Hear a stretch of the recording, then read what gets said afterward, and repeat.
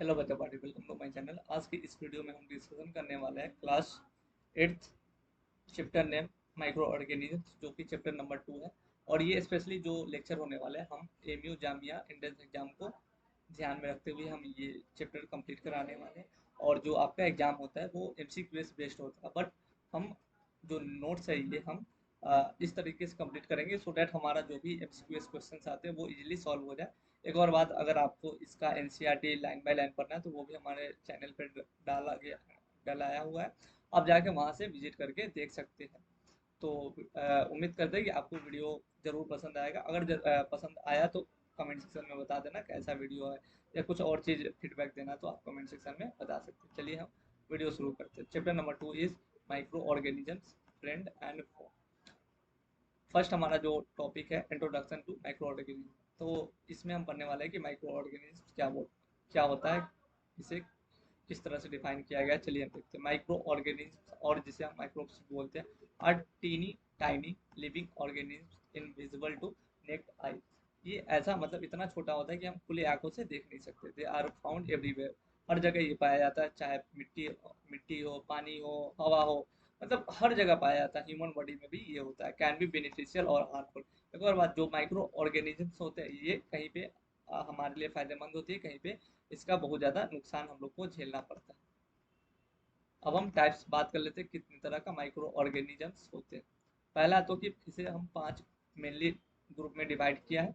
First है हमारा bacteria, दूसरा है फंगी होता है, फंजाई होता है, तीसरा प्रोटोजुआ होता है, चौथा एल्गी होता है, पांचवा वायरस होता है। तो पहला इसका फीचर्स हम बात कर लेते हैं बैक्टीरिया के बारे में। पहला तो ये सिंगल सेल्ड होता है, राउंड होता है, रॉड शेप्ड होता है और स्पाइरल शेप्ड में भी पाया जाता है। एग्जांपल्स क्या क्या है इसका? लैक्टोबैसिलस और इकोली है।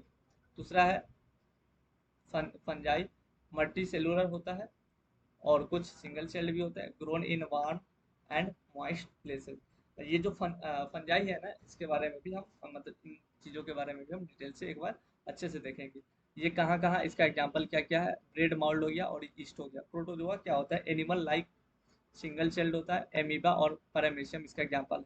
ये जितना भी एग्जांपल है ना, स्पेशली हम बता रहे हैं ये जो एमीबा एंड पैरामीशियम, तो ये एग्जाम में भी पूछे जाते हैं कि भाई जो एमीबा है या पैरामीशियम है ये किसका एग्जांपल है। उसके बाद हम बात कर रहे हैं एल्गी के बारे में। तो एल्गी क्या होता है? Plant like make food via photosynthesis. Algae क्या होता है कि ये प्लांट की तरह होता है और खाना भी है ना फोटोसिंथेसिस के थ्रू ये बनाते हैं। उसके बाद इसका एग्जांपल क्या है? क्लेमिडोमी क्लेमिडोमोनास है और स्पैरोजीरा है। तो स्पैरोजीरा के बारे में भी एग्जाम में पूछा जाता है कि ये किसका एग्जांपल है, तो ये एल्गी का एग्जांपल है। नेक्स्ट है हमारा viruses, non living outside host body, reproduce only inside cells. इसका एग्जांपल है HIV, इन्फ्लुएंजा, कोविड 19। अभी कोविड 19 जो आया था, तो ये जो वायरस के बारे में भी अच्छा खासा क्वेश्चन पूछा जाता है कि इसमें से कौन सा ऐसा चीज़ है जो नॉन लिविंग है और हमारे मतलब कि बॉडी के बाहर रहता है, तो ये कहीं पे भी वायरसेस हो सकते हैं। नेक्स्ट हम बात करते हैं कि कहाँ पे ये जो माइक्रोब्स होते हैं वे कहाँ पे रहते हैं। तो ये तो हो सकते हैं एयर में हो, या वाटर में हो, या सॉइल में भी रह सकता है, या ह्यूमन बॉडी के अंदर में भी रहता है, या on the surfaces of food, clothes and hands होते हैं। नेक्स्ट हमारा जो टॉपिक है माइक्रो ऑर्गेनिजम्स एंड, मतलब ये हमें किस तरह से फायदे पहुंचाते हैं। माइक्रो ऑर्गेनिजम्स होते हैं, पहला तो है कि ये भोजन बनाने में हमारी मदद करता है। लैक्टोबैसिलस होता है, जैसे कि हम लोगों को पता है, इससे कर्ड बनता है, दही बनता है, कन्वर्ट्स मिल्क इनटू कर्ड। दूसरा होता है ईस्ट। ईस्ट क्या होता है? जैसे कि ब्रेड होता है, जैसा कि हम लोग खाते हैं, तो उसी वो जो किस तरह से बनता है, किसकी मदद से? तो ईस्ट की मदद से बनता है। Used in making bread, cake and alcohol by fermentation. एक और बात, यहाँ से भी क्वेश्चन एग्जाम में आते हैं कि भाई फर्मेंटेशन क्या होता है? तो ये एक तरह का प्रोसेस है जिससे है ना अल्कोहल का फॉर्मेशन होता है। तो ये एक बार याद कर लेना। Convert sugar into alcohol and CO2, causes the dough dough to rise, makes bread soften. एक और बात, ये जो चीज़ है ना, इसे जैसा कि हम लोगों को पता है कि कहीं कहीं केक बनाना होता है ना, तो उसे जो फल्फी जो रूप में चेंज करना होता है, तो इसका भी यूज होता है। दूसरा, हमें ये किस तरह से मदद करता है? दूसरा है कि ये मेडिसिन में ना बहुत ज़्यादा हेल्प करता है। जो माइक्रो ऑर्गेनिजम्स होते हैं ये बहुत ज़्यादा मेडिसिन में हेल्प करते हैं। पहला तो एंटीबायोटिक्स, मेडिसिन दैट किल और stop the growth of bacteria. बहुत जैसा कि हम लोग को तबीयत खराब होता है, बुखार लगता है, ये सारी चीज़ें क्या करता है कि इसका ये ना जो ग्रोथ हो रहा है बैक्टीरिया का, तो उसे है ना मारने में ये मदद करता है। एग्जाम्पल क्या हो गया, पेनिसिलिन हो गया, डिस्कवर्ड बाय अलेक्जेंडर फ्लेमिंग। तो यहाँ से भी क्वेश्चन आता है कि भाई पेनिसिलिन का खोज किसने, मतलब खोज किसने किया था, तो अलेक्जेंडर फ्लेमिंग ने किया था। यहाँ से क्वेश्चन अच्छे खासे बनते हैं, तो एक बार इसे भी देख लेना क्योंकि ऐसा क्वेश्चन एमयू जामिया में आते हैं। Antibiotics are made from the bacteria and fungi. Antibiotics biotics किससे बना होता है, या तो बैक्टीरिया से या फंजाई से बना होता है। To cure disease like pneumonia, TB, etc। ये किस किस चीज में, मतलब किस किस बीमारी में यूज होता है, तो न्यूमेनिया से बचाने के लिए और टीबी से, ट्यूबरक्लोसिस से बचाने के लिए। Vaccine made from the weak और dead microbes to build immunity. ये वैक्सीन क्या होता है, ये ना हम लोग अपने शरीर के अंदर लेते हैं, सो दैट अगर कोई नया बीमारी आ रहा है या जो ऑलरेडी बीमारी एग्जिस्ट करता है, उससे लड़ने में हमें फायदेमंद पहुंचाता है। एग्जाम्पल क्या हो गया, पोलियो, हेपेटाइटिस, मेसल्स वैक्सीन। पोलियो का वैक्सीन भी आता है, जैसा कि हम लोग को पता है कि आई थिंक 6 महीने के अंदर में जब बेबी पैदा लेती है या पैदा लेता है, तो उसे है ना पोलियो का वैक्सीन दिया जाता है। या हेपेटाइटिस अब आई थिंक खत्म हो जाएगा, ना के बराबर है। मिसल्स भी ना के बराबर है। Important notes, antibiotics should only be taken under a doctor's advice. ऐसा नहीं है कि भाई जो भी दवा है या जो भी इंजेक्शन है ये अपने से खुद से ले रहे हैं, जब तक डॉक्टर ना बोले तब तक हमें नहीं लेना चाहिए। तीसरा किस चीज़ में यूज है, एग्रीकल्चर में यूज है, नाइट्रोजन फिक्सेशन बैक्टीरिया। जैसा कि हम लोगों को पता है राइजोबियम बैक्टीरिया एक आती है, राइजोबियम, RIZOBHIUM, एक बैक्टीरिया है जिसका काम है क्या है ना कि जो जो एनवायरनमेंट में जितना भी नाइट्रोजन है उसका है ना, उसको कन्वर्ट करता है नाइट्रोजन को, मतलब वो ना एब्जॉर्ब करता है, जो भी प्रोसेस से करे, और ये ना मिट्टी में इसे डाल देता है। जैसा कि राइजोबियम दिया गया है कि found in the roots of legume plants. ये कहाँ पाया जाता है, मेनली है ना ये लेग्यूम प्लांट्स मतलब दलहन के खेतों में पाया जाता है। Increase soil fertility naturally. ये अब इससे क्या यूज होगा, नाइट्रोजन फिक्सेशन होगा, तो इससे क्या होगा, ये क्या करता है कि सॉइल का है ना फर्टिलिटी को बहुत ज़्यादा इंक्रीज करता है। डी जो चौथा हमारा यूज है, जो हमें मतलब माइक्रोब हेल्प करता है क्लीनिंग इन्वायरमेंट में। अब जैसा कि हम लोग को पता है कि बहुत ज़्यादा ऐसा होता है कि जानवर मर रहे हैं, या जानवर मर रहा है, तो ये ना आदमी सब क्या करता है कि कहीं भी फेंक दिया, कहीं पे होता है कि जानवर मर गया तो वहीं पे वो पड़ा हुआ है, तो उसको है ना ये माइक्रोब्स जो होते हैं वो उसे सरा गला करके खा जाते हैं। तो उससे एक तरह से है ना इन्वायरमेंट को क्लीन में करने में ये बहुत ज़्यादा हेल्प करता है। Decomposers like bacteria and fungi break down dead dead organisms and convert them into nutrients. इसका क्या काम है कि जो भी सड़े गले पदार्थ है, तो जैसा कि बैक्टीरिया और फंजाई, तो ये ना उसे न्यूट्रिएंट्स में कन्वर्ट कर देता है, क्लीन अप ऑर्गेनिक वेस्ट। और जो भी ऑर्गेनिक वेस्ट है खेतों में हम लोग देखते हैं, तो उसे है ना ये यूज मतलब कि उसे है ना ये सफाई कर देता है जो भी माइक्रोब्स होते हैं। नेक्स्ट हमारा है कि माइक्रो ऑर्गेनिज्म होए, मतलब कि जो हमारा माइक्रो ऑर्गेनिजम्स है वो हमें कितना मतलब किस तरह से नुकसान पहुंचा सकता है। पहला तो है कि डिजीज इन ह्यूमंस, बहुत ज़्यादा मात्रा में जो ये माइक्रो ऑर्गेनिजम्स होते हैं वो हमें बीमारी बहुत ज़्यादा, मतलब कि हमें हार्मफुल करते हैं, बीमारी बहुत ज़्यादा देते हैं। पहला तो हो गया ट्यूबरकुलोसिस। ये किस चीज़ से फैलता है, तो बैक्टीरिया से फैलता है। और मोड ऑफ ट्रांसमिशन क्या है, एयर। एक और बात, ये जो टॉपिक है ना बहुत ही ज़्यादा इंपॉर्टेंट है, तो स्टार मार्क लगा लो। यहाँ से एमयू जामिया में भर भर के क्वेश्चंस आते हैं। ये वाला जो ये जो टेबल है बहुत ज़्यादा इंपॉर्टेंट है, तो एक बार अच्छे से इसे याद होना चाहिए। दूसरा क्या है, टाइफाइड है। टाइफाइड किस तरह से किस तरह से फैलता है, तो बैक्टीरिया की मदद से फैलता है। और ये मोड ऑफ ट्रांसमिशन क्या है, वाटर। तीसरा क्या है, कलरा। कलरा किस तरह से फैलता है, बैक्टीरिया से। तो ये तीनों चीज़ों है ना, ये तीनों चीज़ ये बैक्टीरिया से फैलता है। और इसका क्या है, mode of transmission contaminated food या वाटर। तो ये जो मतलब खराब पानी या भोजन होते हैं उसकी मदद से ये फैलता है। चौथा हमारा मिसल्स है। ये किस तरह से किस माइक्रोब की किस माइक्रोब का ये मतलब कि किस माइक्रोब से ये फैलता है, तो ये वायरस होता है। और ये मोड ऑफ ट्रांसमिशन क्या है, एयर।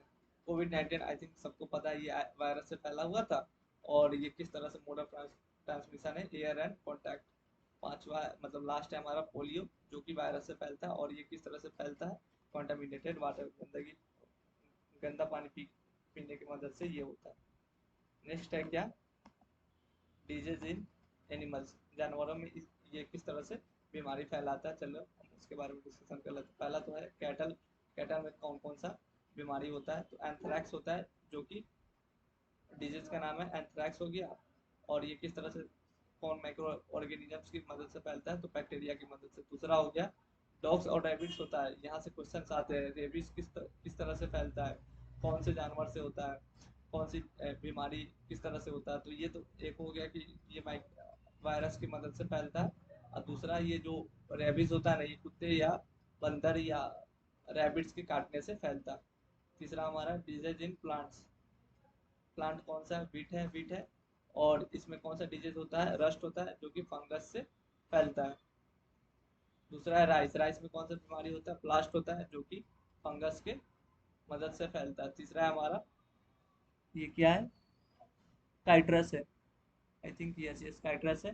तो ये कैंकर की मदद से, इस बीमारी को कैंकर बोला जाता है। और ये किस तरह से फैलता है, तो बैक्टीरिया की मदद से फैलता है। नेक्स्ट हमारा है कि फूड जो सड़ गल जाते हैं उसे हम फूड स्पाइलेज बोलते हैं। और हम इसे किस तरह से बचा सकते हैं उसके बारे में हमें पढ़ना है। तो microbes can cause spoilage of food making it, पहला तो स्मेली हो जाता है, डिसकलर्ड हो जाता है, टेस्टलेस हो जाता है, अनसेफ टू इट होता है। तो जैसा कि माइक्रोब्स होते हैं, तो हम अब क्यों फ्रिज का क्यों अब ज़्यादा डिमांड हो चुका है। फूड एड ये ना, एक तो पहली तो बात है ये कि खाने को अच्छा टेम्परेचर प्रोवाइड करता है। दूसरा है कि माइक्रोब से ये बचाता है। फ्रिज का क्या काम है, एक तो पहला तो ये टेम्परेचर अच्छा खासा मेंटेन रखता है। दूसरा ये ना माइक्रोब्स को अंदर इंटर नहीं करने देता। और खाना कब खराब हो जाता है कैसे पता चलता है, एक तो स्मेली होता है, दूसरा उसका कलर चेंज हो जाता है। और अगर हम उसे खाते तो वो टेस्टलेस नजर आता है। और इसे हम जो भी फूड स्पॉइलेज होता है, हमें जो भी मतलब अगर फूड खराब हो गया तो प्लीज़ हमें उसे नहीं खाना नहीं चाहिए। मेथड्स ऑफ फूड प्रिजर्वेशन, हम खाने को किस तरह से बचा सकते हैं। उससे पहले एक यहाँ से क्वेश्चन आता है, मतलब शायद आई थिंक इस साल भी क्वेश्चन आया हुआ था कि पाश्चराइजेशन क्या होता है और इसे किसने खोजा था। तो खोजा तो लुईस पाश्चर जी ने था। और पाश्चराइजेशन क्या होता है, आई थिंक कि एक कोई टेम्परेचर होता है वहाँ पे ना, दूध को गर्म किया जाता है और अचानक से ठंडा कर दिया जाता है, तो उसे पाश्चराइजेशन बोला जाता है। तो ये पाश्चराइजेशन का आप एक बार एनसीईआरटी में अच्छे से डिफिनेशन देख लेना। ऐसे भी हमको कवर कराने वाले हैं एनसीईआरटी, तो एक बार चैनल को विजिट कर लेना। आई थिंक तब तक जब तक आप ये वीडियो देख रहे होंगे तब तक वो वीडियो एनसीईआरटी डला गया रहेगा। पहला क्या है, मेथड बॉइलिंग। इससे क्या होता है कि जो भी माइक्रोब्स होते हैं वो मर जाते हैं। एग्जाम्पल क्या हो गया, मिल्क एंड वाटर। दूसरा है रेफ्रिजरेटर, रेफ्रिजरेटर का यूज क्या होता है, स्लो ग्रोथ ऑफ माइक्रोब्स। या तो माइक्रोब्स को इंटर नहीं करने देता खाने में, या तो बहुत स्लो रेट होता है, जब तक माइक्रोब्स फैले तब तक वो खाना हमारे पेट के अंदर होता है। फ्रूट्स और वेजिटेबल्स इसका एग्जाम्पल हो गया। तीसरा क्या है, पास्चराइजेशन। पास्चराइजेशन क्या होता है, रैपिड हीटिंग एंड कूलिंग, दूध को एकदम तेजी से गर्म कर रहे हैं, ठंडा कर रहे हैं, गर्म कर रहे हैं, ठंडा कर रहे हैं, उसी को पास्चराइजेशन बोला जाता है। पैकेज्ड मिल्क के अंदर ये होता है। केमिकल प्रिजर्वेशन, जैसे कि इनहिबिट ग्रोथ, इससे क्या मदद होता है कि जो भी केमिकल हम डालते हैं पैकेट के अंदर, जैसे कि हम लोग ये खाते हैं, कुरकुरे खाते हैं, टच खाते हैं, ये सब चीज़ें, तो वो ना माइक्रोब्स के ग्रोथ को ना के बराबर कर देता है। पिकल्स, जैम्स, इसका एग्जांपल क्या क्या हो गया, पिकल्स हो गया, जैम्स हो गया, या आप कह सकते हो कुरकुरे हो गया, ये सारी चीज़ें इसमें आता है। नेक्स्ट है वैक्यूम सीलिंग। अच्छा, नो ऑक्सीजन होता है, ये हो गया पैकेज फूड, इसमें एग्जांपल आता है आपका कुरकुरे आ जाता है। ड्राइंग, ड्राइंग क्या होता है, जैसे कि हम लोगों को पता होगा कि जो भी अनाज आ रहा है या कोई भी खाना बन रहा है, अचार बन रहा है, तो उसे क्या होता है ना कि उसे धूप में रख दिया जाता है, सुखा दिया जाता है, सो डैट उसका जो मॉइस्चर है ना वो रिमूव हो जाए, उसमें पानी ये सब लगा रहता है वो खत्म हो जाए, या धूप में ले जाने की वजह से जो भी माइक्रोब्स रहे वो मर जाए। ग्रेन्स हो गया और स्पाइसेस इसका एग्जाम्पल हो गया। Salting and सुगरिंग prevents microbial growth. और इसका एग्जांपल क्या है, pickles and jams.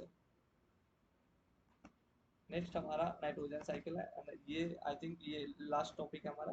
Nitrogen cycle क्या होता है कि एटमोस्फेयर से नाइट्रोजन लिया, सॉइल में डाला, फिर सॉइल से ना प्लांट्स नाइट्रोजन को यूज किया, फिर प्लांट्स को जानवर खाया, जानवर फिर डेथ होता है तो उसका जो भी नाइट्रोजन रहता है वो फिर से एटमोस्फेयर में चला जाता है, तो इसी को हम नाइट्रोजन साइकिल बोलते हैं।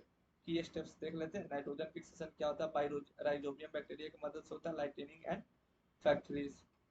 नाइट्रिफिकेशन क्या होता है, soil bacteria convert nitrogen to usable form, तो उसे हम नाइट्रिफिकेशन कहते हैं। एसिमिलेशन क्या होता है, plants absorb nitrogen to make proteins. Ammonification क्या होता है, डेड ऑर्गेनिजम्स डिकम्पोजेज, जैसे ही कोई जानवर मरता है तो उसका मतलब कि जो नाइट्रोजन फिर से वापस एटमॉस्फेयर में चला जाता है उसे एमोनिफिकेशन बोलते हैं।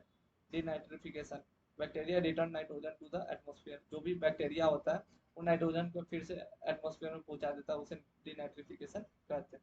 अब कुछ डेफिनेशन है उसके बारे में हम पढ़ लेते हैं और यहीं पे हमारा ये चैप्टर कंप्लीट हो जाएगा। पहला माइक्रो ऑर्गेनिजम्स क्या होता है, तो ये टीनी लिविंग ऑर्गेनिजम्स है जो कि हमें खुले एक्वस नहीं दिखते। पैथोजेंस क्या होता है, वैसा डिजीज वैसा माइक्रो ऑर्गेनिजम्स जो बीमारी फैलाता है उसे हम पैथोजेंस बोलते हैं। एंटीबायोटिक्स क्या होता है, medicine that made by microbes to kill harmful bacteria, वैसा वैसा मतलब कि दवा जिसे हम खाने से जो भी हार्मफुल बैक्टीरिया उसे मार देते हैं तो उसे एंटीबायोटिक्स बोला जाता है। वैक्सीन क्या होता है, weak dead microbes injected to prevent disease.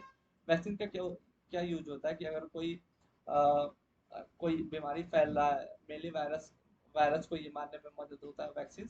तो अगर कोई मतलब कि वीक है या कमजोर है या मर मर चुका है जो भी हो, तो उसकी मदद से है ना हम तैयार करते हैं वैक्सीन को। और क्यों करते हैं, सो हमारे अंदर बीमारी है उसे हम मार सके।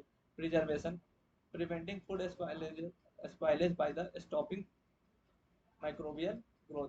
तो प्रिजर्वेशन का क्या यूज है कि मतलब कि हम भोजन को सड़ने से बचाते हैं, उसे हम प्रिजर्वेशन बोलते हैं। नाइट्रोजन फिक्सेशन क्या होता है, converting atmospheric nitrogen to usable forms.